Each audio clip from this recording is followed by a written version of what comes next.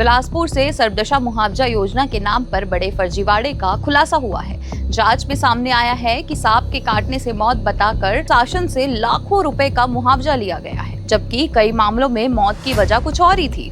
मामले में पुलिस ने 14 एफआईआर दर्ज कर जांच तेज कर दी है। बिलासपुर में सर्वदशा मुआवजा योजना के तहत हुए इस कथित घोटाले की जांच में कई चौंकाने वाले खुलासे भी किए गए हैं। पुलिस के मुताबिक जांच में कुल 17 मामले पाए गए हैं, जिनमें से 14 मामलों में अपराध दर्ज किया गया है। ये मामला सरकंडा, कोनी, सिविल लाइन, तोरवा और सिटी कोतवाली थाना क्षेत्र से जुड़े हुए हैं। जांच में पता चला है कि कई लोगों ने बीमारी, जहर का सेवन, सांप के काटने से हुई मौत बताकर शासन से मुआवजा लिया है। पुलिस को आकांक्षा है कि इसके पीछे फर्जी दस्तावेज की तैयार किए गए और मेडिकल रिकॉर्ड्स में भी हेरफेर की गई, मौत के कारण बदल कर सरकारी राशि हासिल की गई है। इस पूरे मामले में कुछ डॉक्टरों, वकीलों और परिजनों की भूमिका में भी जांच की जा रही है।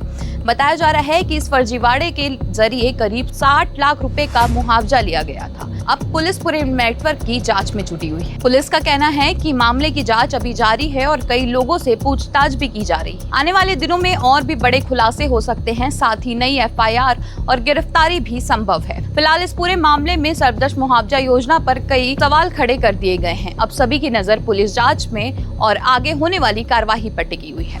बाकी इस पूरी खबर को लेकर आप क्या कहना चाहेंगे, हमें कमेंट करके जरूर बताइएगा और हमारे चैनल सीजी भास्कर को सब्सक्राइब करना ना भूलें। हाँ, ये सर्पदंश का फर्जी मामला बना के जो शासन से मुआवजा राशि की धोखाधड़ी की गई है, ऐसे मामले में सभी थानों में, सरकंडा में 5, सिविल लाइन में 3, कोनी में 3, तोरवा में 2 और कोतवाली में एक टोटल 14 मामले पंजीबद्ध किए गए हैं।